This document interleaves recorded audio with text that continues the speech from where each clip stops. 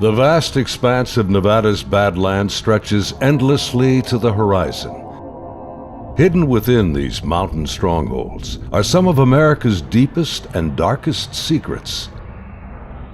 Secret aircraft and the other legends of Area 51. Among these sandstone canyons today, there's a new glimmer of truth. Shrouded in mystery, it's a story that demands to be told.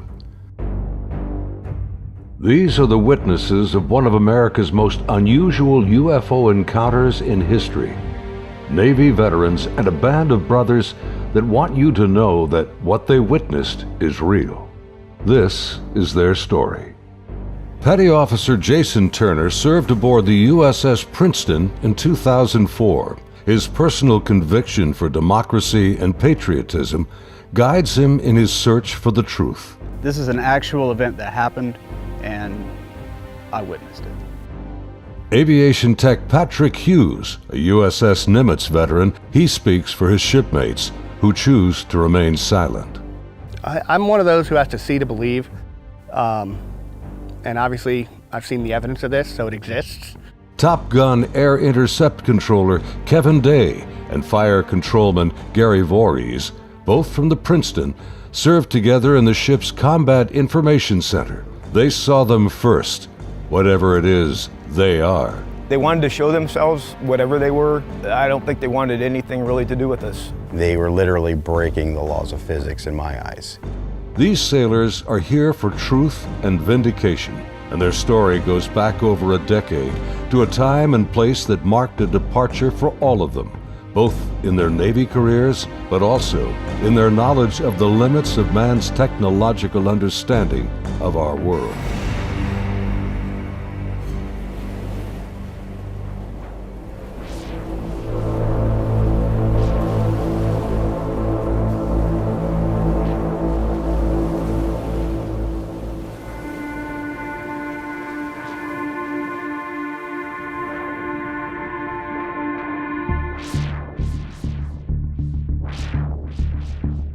Looking out over the ocean toward the horizon, sun, sea, and sky form an endless vista, a never-ending cycle of tide, wind, and waves. Here, far from shore, strange events have unfolded. These stories stretch the boundaries of our imagination and challenge our beliefs.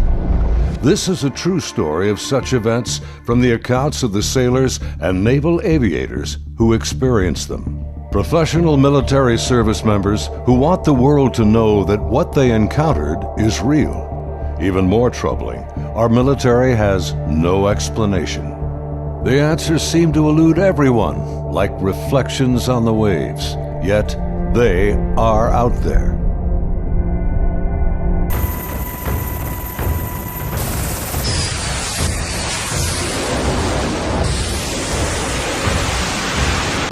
November 10th, 2004. 90 miles southwest of San Diego, California, in the Naval Operations Area, the Nimitz Carrier Strike Group and her complement of warships and the aircraft of Air Wing 11 are conducting a routine 2-week training exercise. Nearby, the guided missile cruiser USS Princeton has been tracking unknown aircraft that appear and disappear from her sophisticated Aegis radar screens. The Spy 1 Bravo radar is one of the most advanced sensors ever deployed. Princeton's main role is air defense of the strike group, and Operations Specialist Senior Chief Day is in charge of protecting the airspace around the Nimitz. And my job was to man the radars and ID everything that flew in the skies. And I also sat a position called Anti-Air Warfare Coordinator, where if we ever had to go to war, I was the guy that was going to launch the missiles and kill shit. In addition to that, I was the Air Intercept Controller. When the Super Hornets take off the carrier, I'm the guy that takes control and takes them to the fight and gets them home safe. And there was a lot of experience in that room. The captain had 28 years, I had 18 years. And the Aegis ship is our newest weapons system afloat. It's got the Spy 1 radar system, phased array radar system, and I was an expert on that. Inside the Combat Information Center, Chief Day's attention is focused on a group of unknown aircraft on the Spy 1 screen. He's trying to identify them. I was on watch, and we were probably 100 miles, I forget how far exactly that day we were, off the coast of San Diego southwest, kind of off the coast of Mexico, Baja. And I started to notice these weird tracks that were popping onto my radar coverage right about San Clemente Island. And the reason why I say they were weird, because they were appearing in groups of 5 to 10 at a time, and they were pretty closely spaced to each other, and they were 28,000 feet going 100 knots tracking south. And in the back of my mind, I'm thinking, you know, that's kind of odd. I mean, I don't know anything that flies like that. They weren't on the comm air routes, the commercial airline routes. I wasn't really that concerned about them. I didn't consider them hostile for any reason at all. Another watch or two, as I'm watching, the same formation appeared again. And over the course of 3-4 days, it probably counted up to that point, groups of 5 to 10 at a time. There were probably 50, 60 tracks by then. Today, Kevin and Gary are still looking for answers. They've known each other for over a decade since their Navy days. Gary was a third-class petty officer and fire controlman back then. I worked on the Aegis computer system on a CG-59 guided missile cruiser, the USS Princeton. I'm in charge of CEC and data recording and maintaining and operating all the mainframes that run the system. They're both becoming increasingly frustrated in their attempts to ID the strange aerial objects, which have no transponders and fit no known flight profiles. The guys that work on the Spy 1 Bravo radar, they had come across and said they needed to take the system down for recalibration because they were getting clutter or ghost tracks, and they needed to recalibrate to get rid of them. Then once they did finish all that recalibration, bring it back up, the tracks didn't disappear. They were still there, but they were actually sharper and clearer. They were doing diagnostic tests on everything we had to make sure it was not a system malfunction. And it turned out that it wasn't. These were actually real objects. I had the highest spy track quality possible on these contacts. In this situation, I actually started recording on all 4 tapes at the same time. That way, it was a one continuous loop, and I was just replacing them as they were, becoming full. We failed utterly to identify these things. It didn't meet any of the parameters for anything that was known. In some cases, they seem to descend from space and then suddenly plunge to near sea level in seconds. Coupled with the unidentified nature of the craft and lack of clearance, these extreme flight observations are very troubling to the crew assigned to protect the carrier group from aerial threats. Sunday, November 14th, morning. The Nimitz deck crew is busy launching FA-18F Super Hornets, helicopters, and E-2 Hawkeye early warning planes. The mission? Simulated air defense, or ADEX training over the Pacific. The winds are calm, the skies are clear, a near perfect day for flying.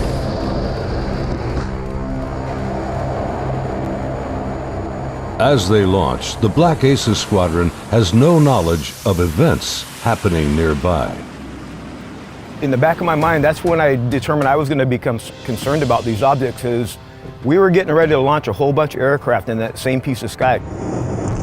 Fast Eagle climbs out to 20,000 feet and heads to the cap station about 40 miles south of the carrier. The cap is a rendezvous point used to form up with the other airplanes. Just 25 miles separation.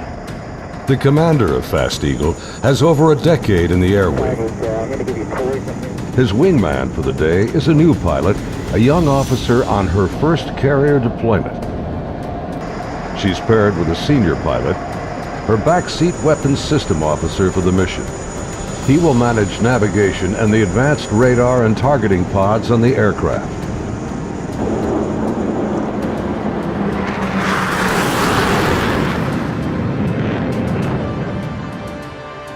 Overhead, an E-2 Hawkeye from the Wallbanger Squadron is on station directing the aircraft. Banger provides eye-in-the-sky command and control during carrier flight operations. Back in the Combat Information Center on Princeton, the mysterious objects are back. And today is the first time Senior Chief Day has jets in the air that can intercept the mysterious aircraft. Seeing these contacts, Captain Smith orders me to intercept one of them. So I went back to the console. I picked the closest one that was to us, and I had intended to let the Hawkeye do the intercept because they already had control. It was just easier. Day briefs the captain, and they agree to send the Hornets. The air intercept controller aboard Princeton, call sign Charlie, radios the Hawkeye and takes control of Fast Eagle. Banger, Charlie.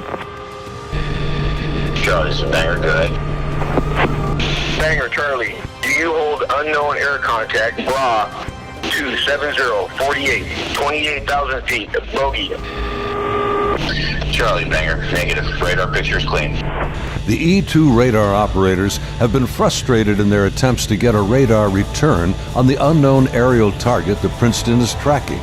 Even with their 24-foot radar dish, they can't get a lock on the object. Banger, Charlie. Transfer Fast Eagle flight to Charlie Control, button 13. We have a real-world tasking for them. Charlie, Banger, roger. Fast Eagle, Charlie, stand by for real-world tasking. Charlie, Fast Eagle, send it. We vector towards that position in the sky, and real quiet on the radio. I'm just giving them bra calls, which is bearing range altitude, to these unknown bogey group. And basically I'm just telling their crew where the object is, the bearing from them, and the range from them, and the altitude so they can drive towards it. Contact bra 27041, 20,000 feet, bogey, snap, 270, over. Roger, bearing 270, 41 miles. 100, go trail. 100. Say state. State 12,000 pounds. Clean, do you have it? I'm trying to get a track on it now. They sent link 16, but my radar picture is clean. The next radio call takes everyone by surprise.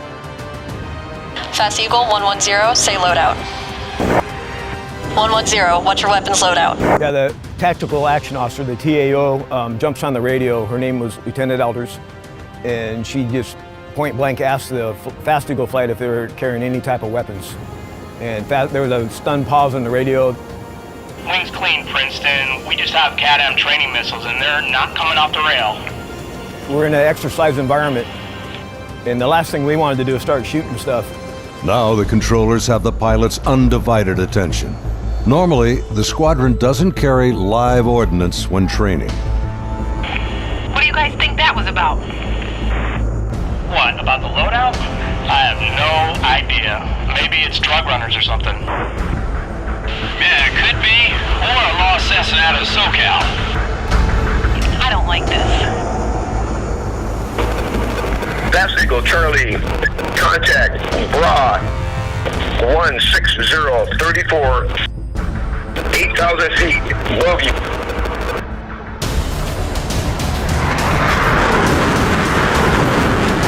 Roger, 34 miles at 8,000. Committed, your call, continuing. As Fast Eagle approaches the target, they see nothing unusual. Their onboard radars can't get a lock on the object. Fast Eagle, Charlie, bra 16010, 8,000 feet. Roger.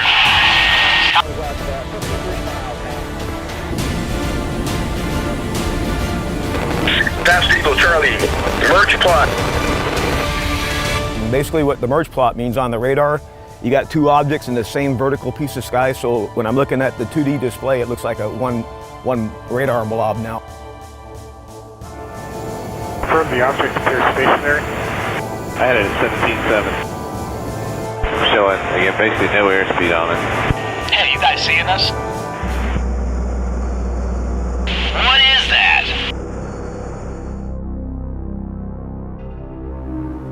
As the Super Hornets approach the target, they see a disturbance on the ocean surface.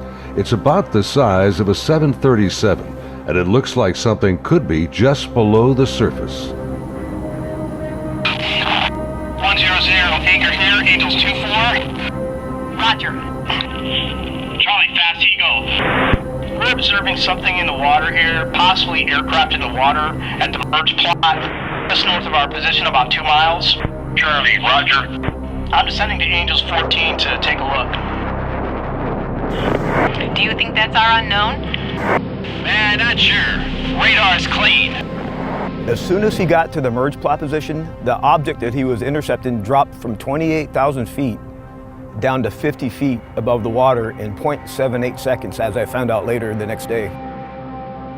As the Super Hornets get closer to the ocean disturbance, he suddenly spots another craft above it, a much smaller white object with an oblong shape, hovering, then darting just above the waves.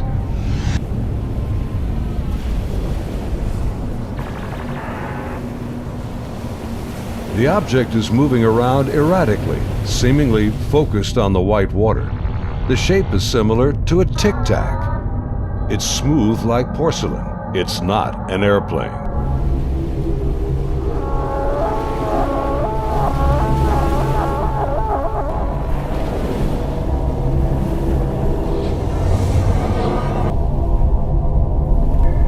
Suddenly, the object begins to rise into the air.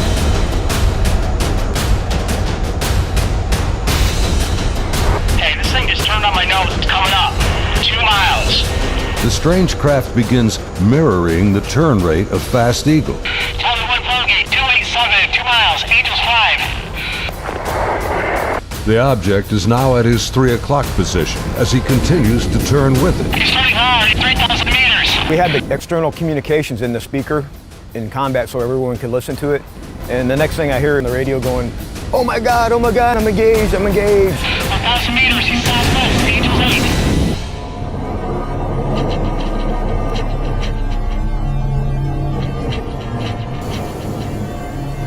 The commander is now about a mile away as he maneuvers his Hornet to get behind the unknown craft. It's about the size of an F-18, about 47 feet long, and it has no wings. As the dogfight unfolds, he quickly turns and dives to bring his jet's nose ahead of the object to close the distance.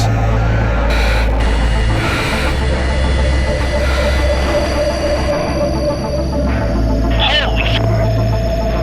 It jumped. 1,000 meters, he's...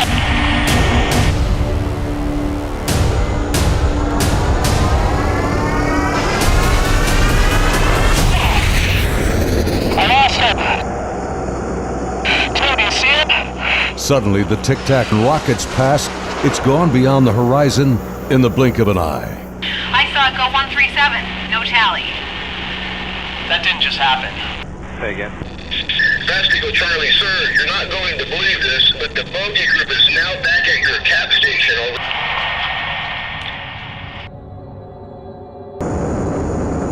Over. As Fast Eagle returns to the area of the ocean disturbance, the object is gone, and the sea is once again calm. Soon, they land on the ship.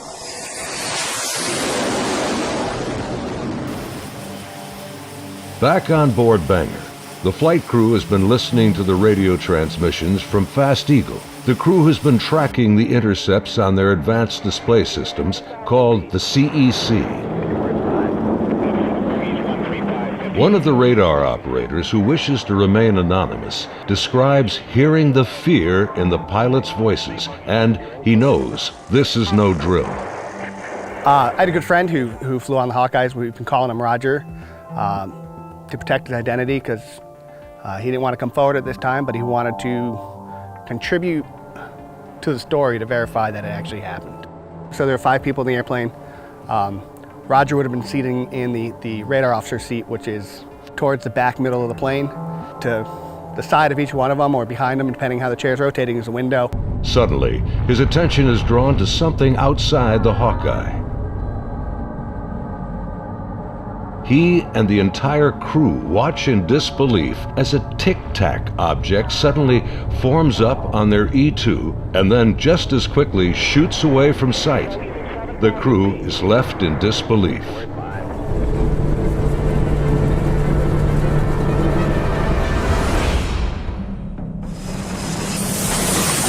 As Banger returns to the ship, the crew is shaken.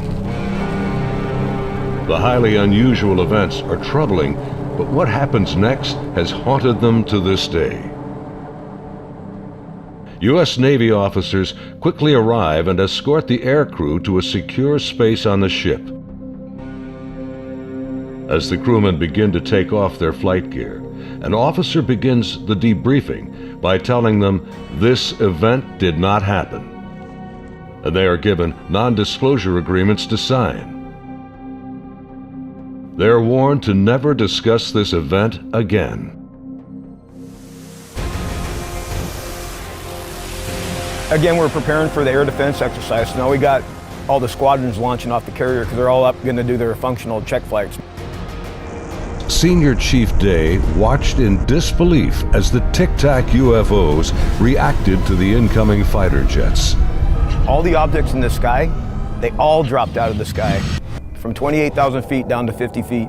Based on the Spy 1 Bravo radar system, the object descended at over 24,000 miles an hour. It was unbelievable because normally what would happen if a normal aircraft did that? First of all, it would fly apart. It wouldn't be able to withstand the G-forces, and there would be multiple sonic booms. It would be boom, boom, boom, boom, boom, boom, boom, boom, boom, and this did not make any sonic booms. From what I observed, I saw that it went from, right around between 25 and 30,000 feet down to sea level and below sea level. Contact, tag number 042. Below sea level was confirmed to me by the actual sonar techs that were in combat, in communications with other techs that had said they had an active track on it under the water.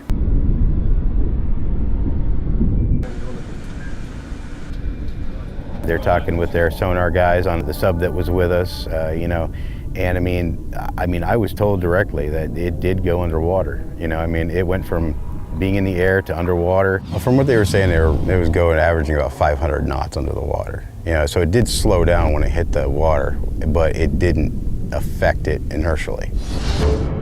After the intercepts, both Kevin and Gary climbed up to the ship's bridge wing to get a better view of the objects through the binoculars. We'd go up to the bridge wing and look at them through the big eyes, which is heavily magnified binoculars that are out on the bridge wing of the ship. Even when I was off watch, I was usually up in combat anyway, and I was sitting at the console. I just picked the closest object to us, and I got the relative bearing from the ship, slave over to the relative bearing of about the right altitude, and saw this white light in the sky.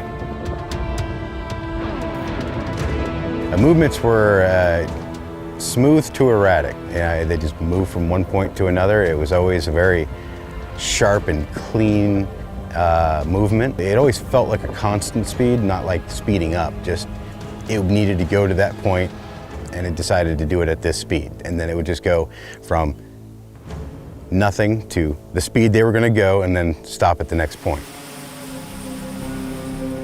Meanwhile, back on the Nimitz, aviation tech Patrick Hughes is working to secure the classified data recorders from the Hawkeye that encountered the Tic Tac. We pull out their hard drives. We call them RMCs. We call them bricks because they physically heavy like a brick. But they contain the software to run the airplane. And they also record a lot of the data that the aircrew sees during the flight. So we take the removable stuff, we take it out, we go downstairs, back to our shop.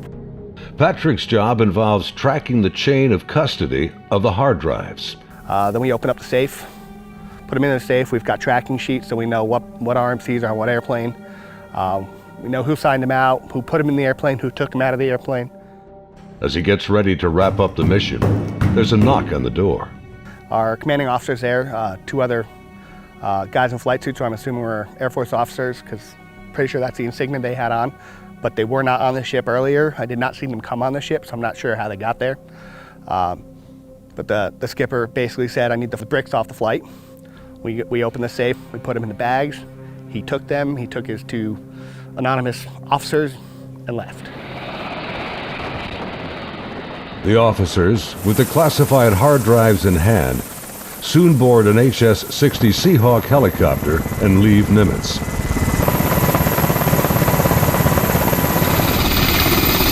Soon thereafter, Petty Officer Voorhees has his own visit by unknown officials on the Princeton.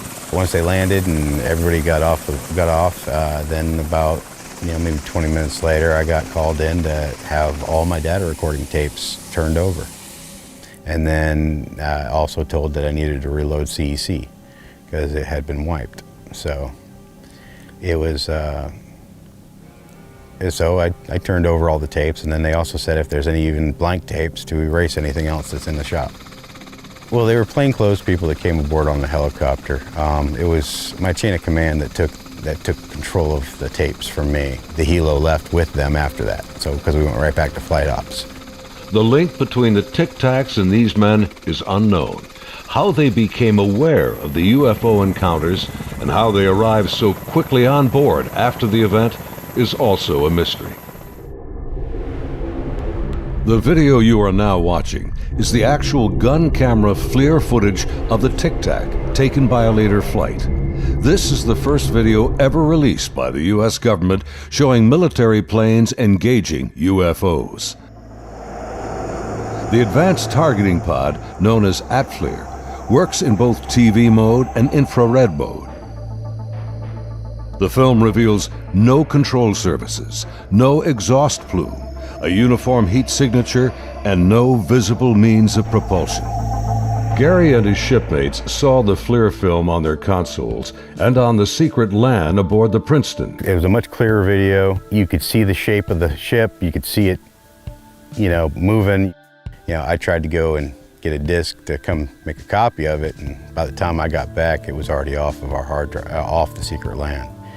No access to it whatsoever. Petty Officer Jason Turner also saw a much higher resolution version of the FLIR film showing strange appendages extending from the object. But it did have some protruding at the bottom of it. I couldn't tell if they were curled back or straight down. Jason says the video was approximately 10 minutes in length and much longer than the video that has been released. I saw this video playing and I'd ask him, is this what we're training, or what's part of this training that we're going through? And he said, no, this is real life.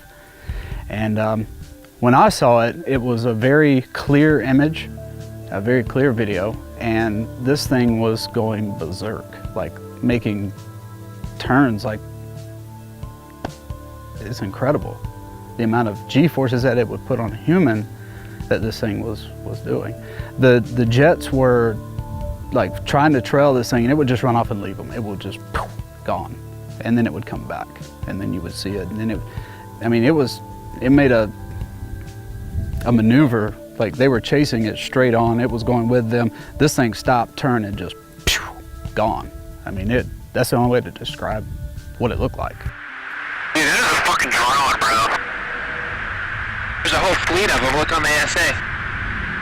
My gosh. Just 11 years later, fighter jets from USS Roosevelt filmed this anomalous object in 2015. Well, if there's a look at this thing, it's rotating. Like the Nimitz encounter, they too were conducting routine training when fleets of UFOs were encountered by the pilots. The Nimitz encounters remained cloaked secrecy for over 13 years. The first-hand testimony about UFO sightings is practically unheard of from military service members. Thanks to the brave and honest accounts of the sailors and naval aviators who have come forward to relate their experiences, and of the remarkable videos they filmed that day, the silence has been broken. I dealt with this all on my own for many, many years, and it was not a very pleasant journey to go through, because no one really believes you.